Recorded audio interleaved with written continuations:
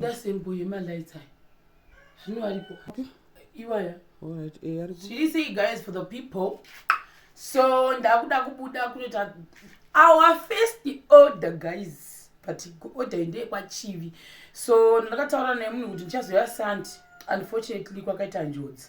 Saka hapana pataigona kuti vanhu vasiye kuinda kunjodzi womboita zvokuindisa nyimo. Saka nizuro ndopakasara ari busy kusarudza bhodza dzakatotsiwa nekurudziwa kare. Saka dzaifanira kusarudziwa. I think ndakakuradza chi pavidhio imwe yazuro because haugoni kuindisa nyimo dzisina kusarudziwa dzine makanda. Saka this client uyu wakandisira petrol yokuti ndinosvika nadzo kwachivi mutaundi ndoma ndikunosvika nadzo muGroot Point muya ndinosvika ndokunodzisiya ndotoita U10 ndodzoka then ndotanga kubatsira zvakare chi pakugadzira mene ndibude nadzo muone imire ikoko right masagaya takatondotsvaka esamubona ndikutoti ndichauya futi nemamwe saka paya pandichitotaura newe munhu kuti paone tichitaurirana sagara kune riri ipapo because at the end of the day masaga ese namashiro nababa shiro akapera saka munhu anenge ane saga rake ipapo padhati ndiri charge date chichajana. So this client uyu tikumisira inyowani saga iri asi maekera mukamatari saga manyowani ndakatonomatenga panyika nhasi ndichawedzera mamwe. Thank you very much nesupport yamuri kupa vabereki vangu. Zviri kufamba ndakuzvitenda.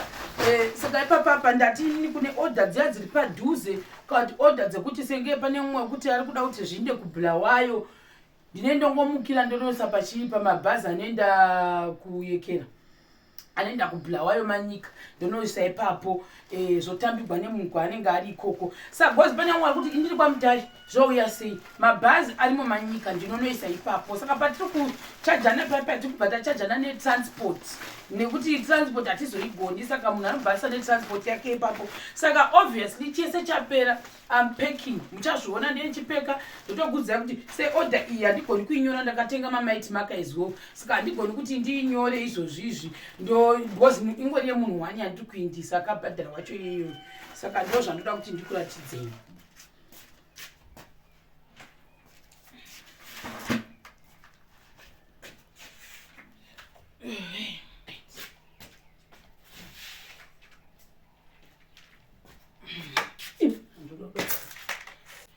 Saka guys for the people ndo nyimo dzaigadzigwa dzisina makanda.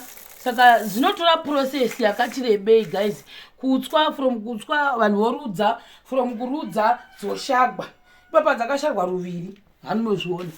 Saka apa ndakungowedzeredzerawo but hadzizogoni kusimudzika manje idzi ndedzekuwedzerera kwete dzose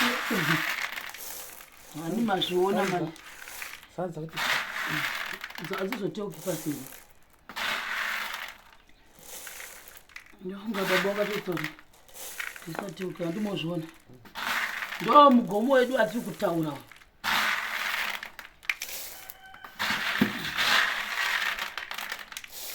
Saka vaya vari kuti nyimo modibata zvakare mukaona ndisina kupindurai guys paine time it means ndatobatwawo kuno kwiyo pandinongoita free time ndotopindura hambozviona idzi ndimwe ndozongoisirira mukati. Saka idzi ndo nyimo idzi ndakuda kuisa munhu yakaorder 2 mabuckets handiti haisi favor mwanoti waita favor wakasira kuekera ndangona kuti sezvo ndiri kuno kudhuze chiregai ndifanire kuita sei kui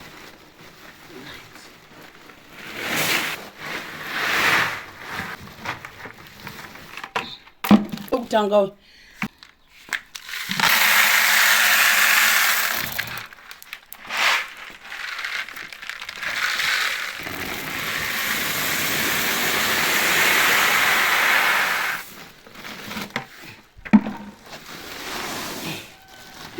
wawana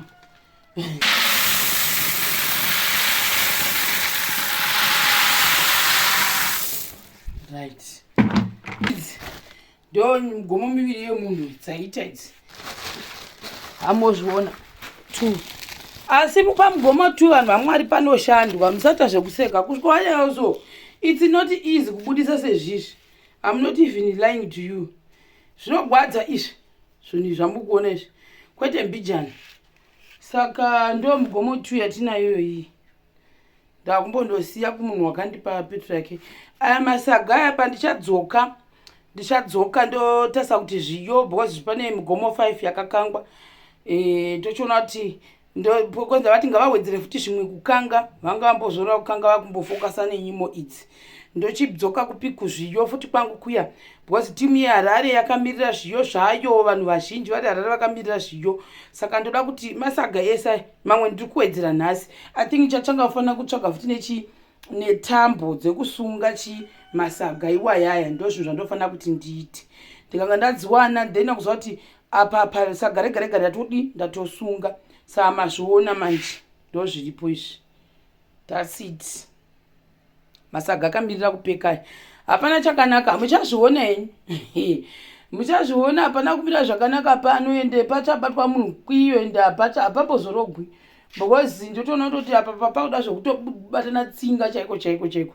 Saka ndizvozvo guys, tirega ndigozama kuti ndigadzire ndisunge ndisimuke ndinosiya ndigodzoka.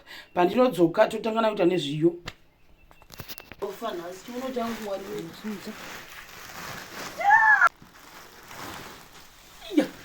Jesus, Zurim.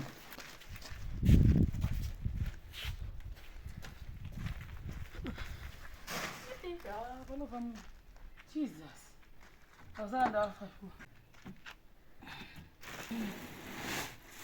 Done. First client done. Ndakutocheka mubhuku. Tichididacta kuti tasara nani. Jesus, mzana wangu ofa. Vanhu dai muchizondipa majiringi. Ndiri kushanda kunini. Chirega ndifambe ndinzi. Kuzoka usiku.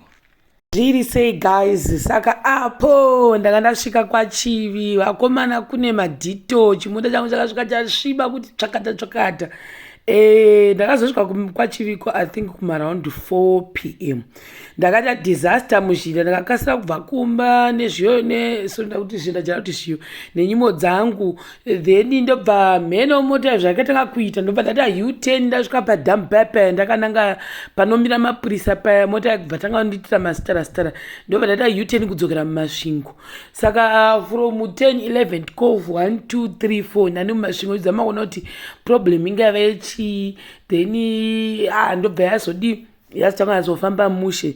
Ndokamenge ndambofunga kudzoka kumba nenyimo ndikazoti guys ndingazokwanisa here futi kuzodzokera futi kwaChivi hazvizoiti plus ndanda kuti client haizozvihwisi kuti munhu ndamupa peturu zvazobatwa pazhira zvikaita sei, chirega ndishingirire ndinde. Ndokubva ndaenda kwaChivi, then munhu aifanira kuzvitambira ndo shop kwake uko, ndobva ati mukomana yanga atambire. Bva wati zvakare ngaandipimire tione kuti mugoma yacho yasvika iri 2 here, asazonyeberwa kunzi pamwe mugoma yanga iri 2 maybe 1.5.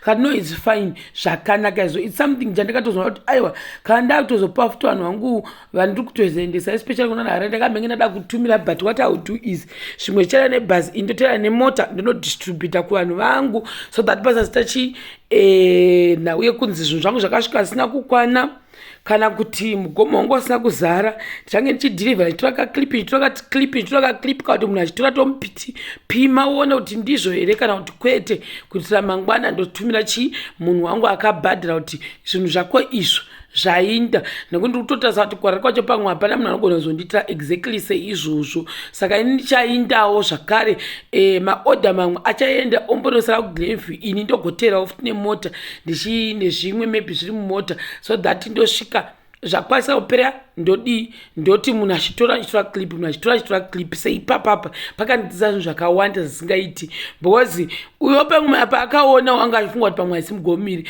pakatozara gabazve ndikati zvakanaka gaba rangu ndochitora ndoenda narozve.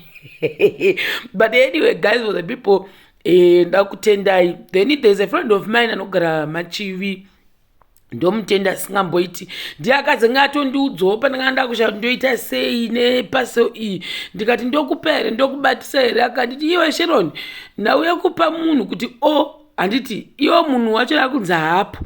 What if iwo wachatambidza achiva kuti pamwe kumba kwake, I'm not saying ndo zvaita uyu, akati kumba kwake inini nyimo idzi ndandadzisuwa, chirega nditore nyimo idzi because haasitomboriwo maybe hama yeclient yange isipo, munhu wangada kubatisiwawo. What if zvikazodai? Saipapa tasai kuti sagairo ndakarisunga nechimwe chitambo chacho akasira kudambuka. Taizoziva sei kuti chitambo chadambuka maybe nyimo dzikarashikira kana kuti mumota? Hakuna pamwe havazombodzitori dzose dzinenge dzarashikira kana dzikafamba dzichiteuka, hakuna unozombozvitaura. Saka it's good ndakaendesa ndega zvinhu izvozvizvi. Saka ndakatozoona kutiwo futi patambo ndofanira kutenga tambo dzakasimba kwete mbijana, uye maybe kana zvichoita kuturikidza futi masaga is something chatogona kuita futi just to be safe. Samugomo yedu iyo mukuona ndikamuti pima woga ndinoda kupimira iwo ndiudza kuti wazara here wega kwete kuti inini nditi wazara. Sikaendi aizvitira ega ndobva apima ndobva aita zvaakaita ndobva ati wazara. Apa ndaita voice over because ndatikarowa nemacopyrights kwakuchirira music handiri machivi pedo nekwahuru yadzoko. Saka kwahuru yadza mongozwa kuti kubva obviously uchitati uchira radio. Apo friend yangu yange yasvika, ndakafara ndikadomhanya ndikamupaka hagi mutonto ndikati oh my friend, ndakafara chaizvo.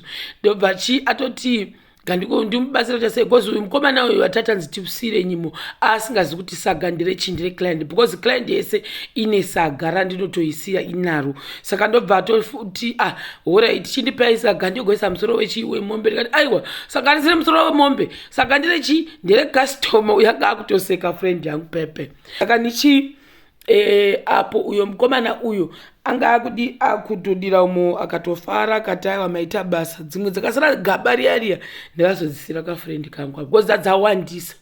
Saka ndakatomupa mukaplastiki ndo zviripo izvo. Apo ndandakuinda manje ndakutomudza kuti you lost my friend, loso wopaona apo ndatombomira because pakafa mota ndakuda kutofunga zvidudura musoro wangu ini.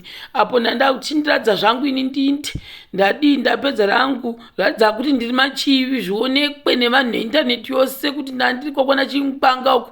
Ndakamusvika zuro ndakangosvika ipapa pachiraini papapa ndichipedza kupimirana nenyimbo dzangu ndichibva ndatorova U10 handautombomira ndaimanyirana netime dzekuti saka pagorotoda ndikati Jesus nhasi ndichaita sei ndiri 1 because apa pakaipa. Saka ndakazosvika mumba ma11 dzeusiku. Saka